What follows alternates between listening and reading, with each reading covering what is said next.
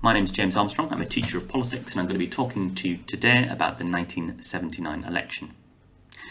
The 1979 election is regarded as being a really important election, and the reason for that is that Margaret Thatcher fundamentally, structurally changes Britain.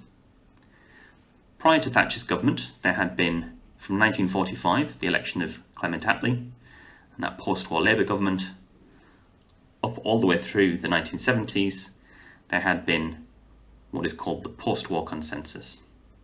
There'd been a general agreement between the two main parties, the Labour Party and the Conservative Party, that the economy could be managed using Keynesianism, which means spending more and borrowing more when there's a recession and cutting back when times are good.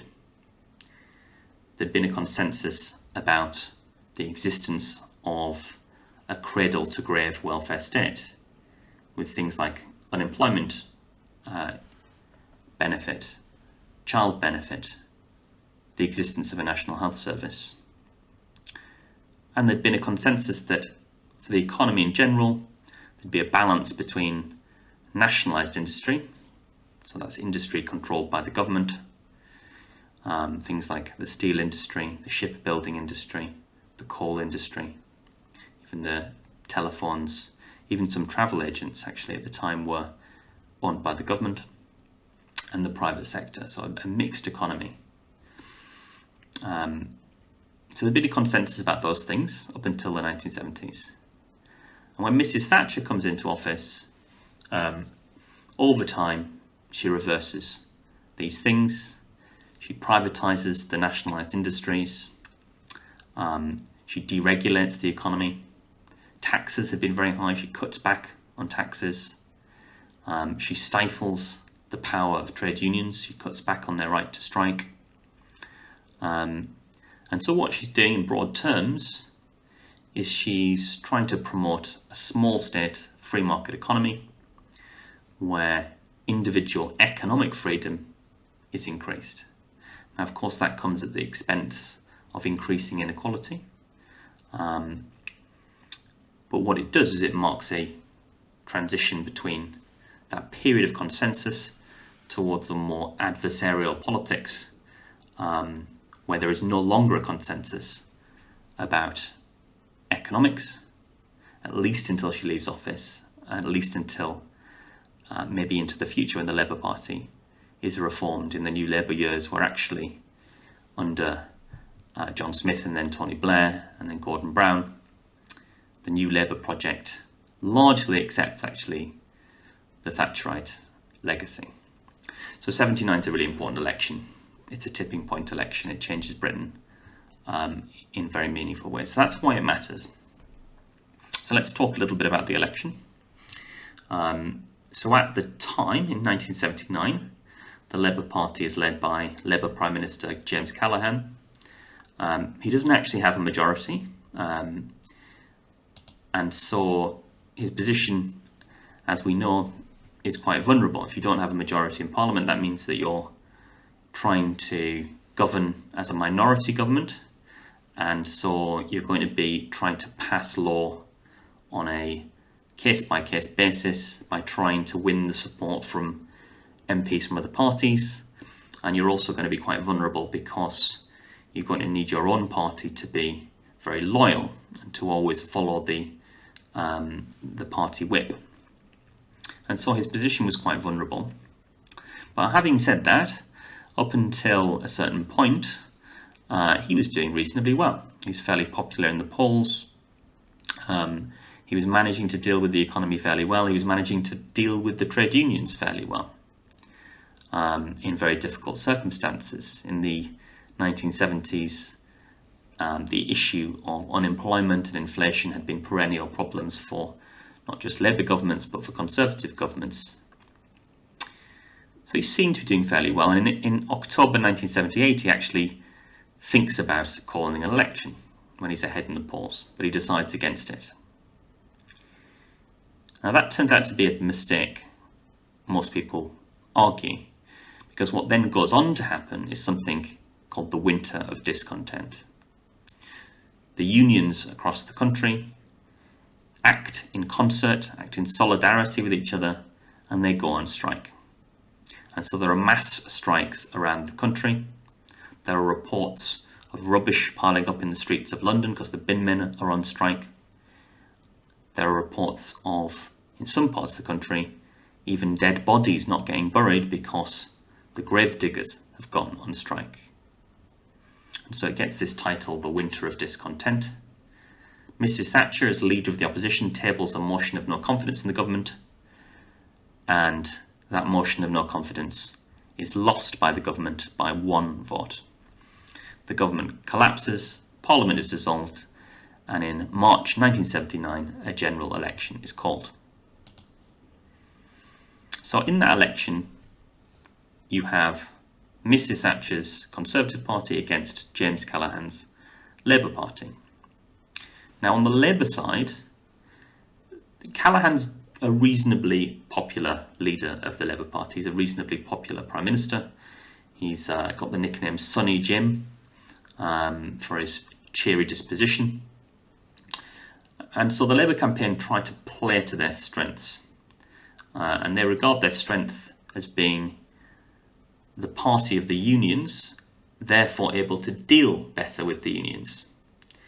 Remember, the problem of the period had been unemployment and inflation.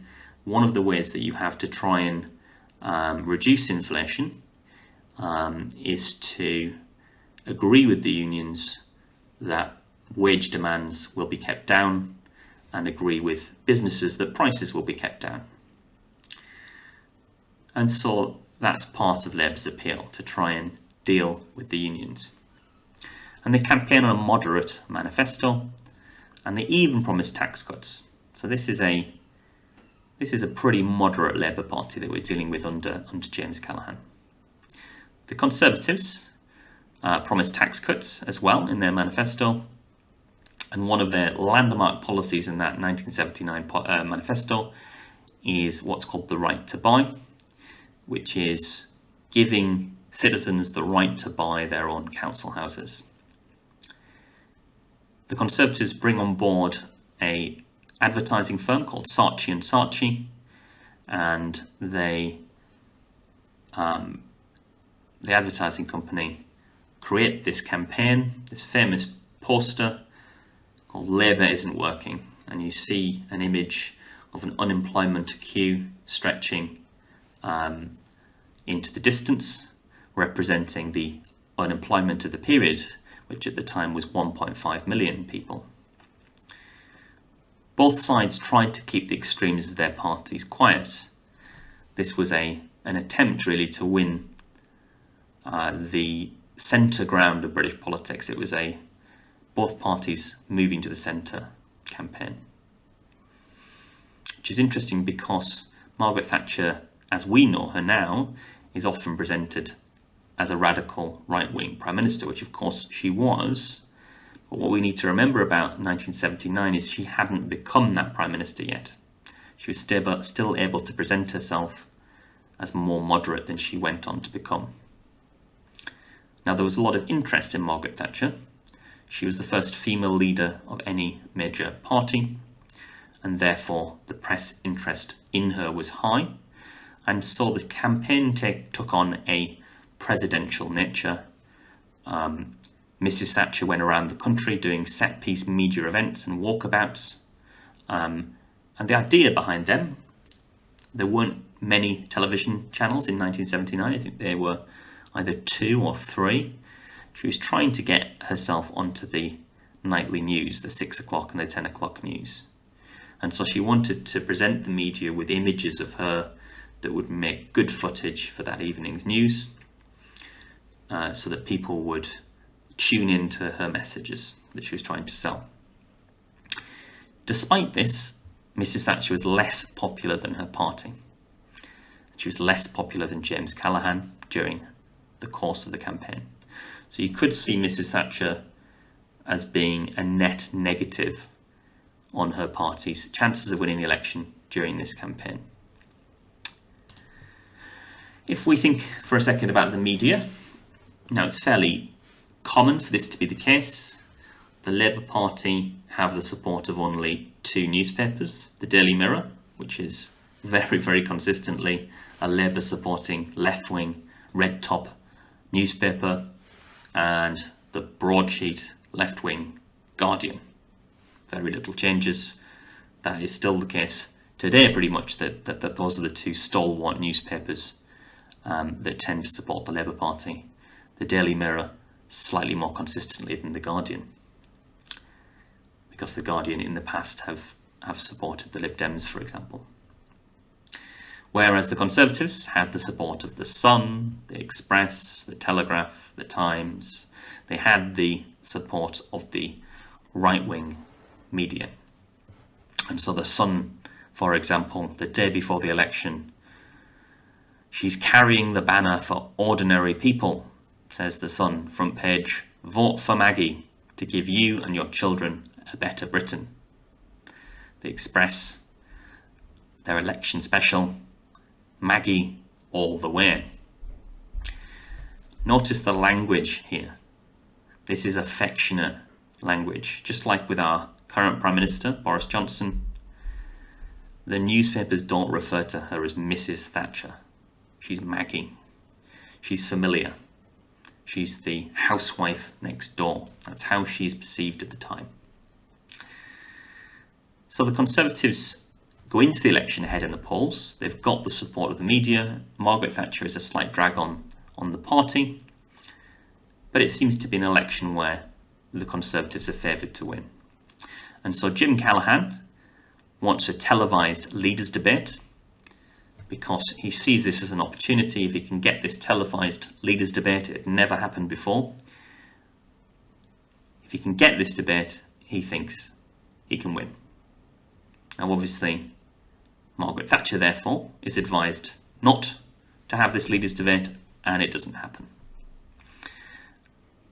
So we have this presidential campaign with a big focus on Margaret Thatcher and James Callaghan.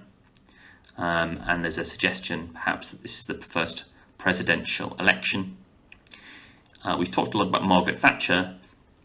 The big thing that happens in relation to Callaghan during this election, and again coming back to the media, is that during the Winter of Discontent, when he returns to Britain, because he was on holiday during the crisis, so he returns to Britain, he was quoted by the Sun newspaper as saying, "Crisis?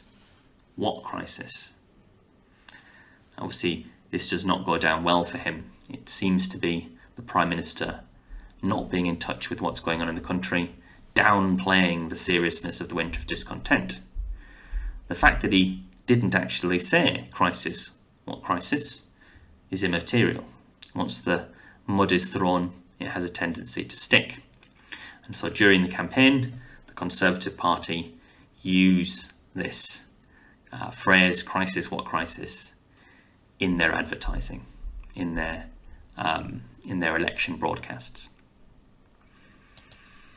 So what's the result? Well, it's a modest victory for the Conservative Party. Wouldn't go as far as to describe it as a landslide victory. The majority ends up being 43 seats.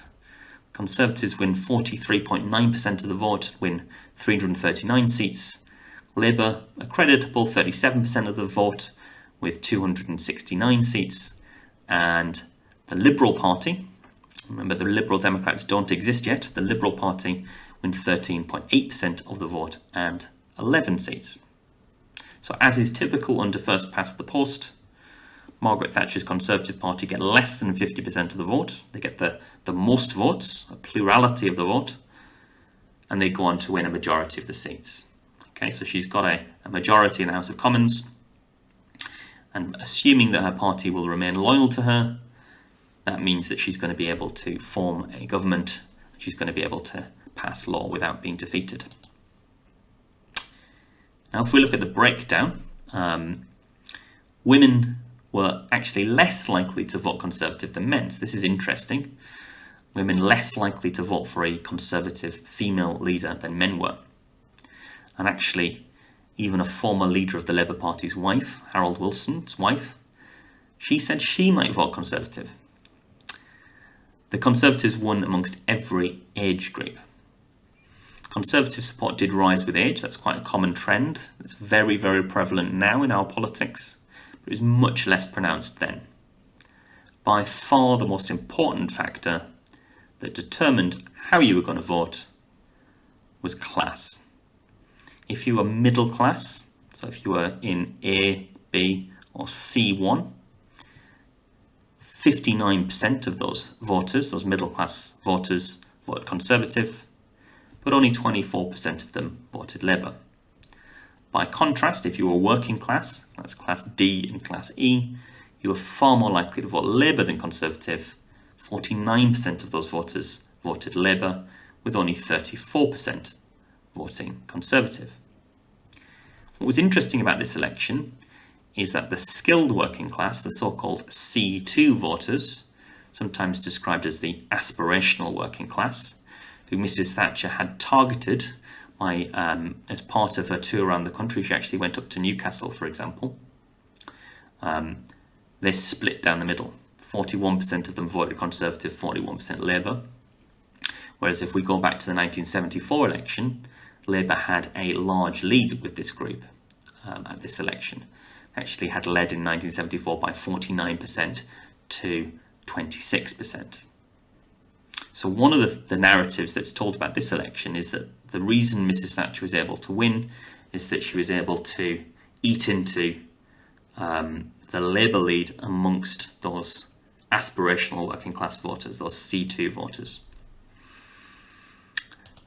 Okay, so that's the 1979 election. I hope you found that interesting and useful. If you've got any comments, questions, please ask them below, and don't forget to like and subscribe.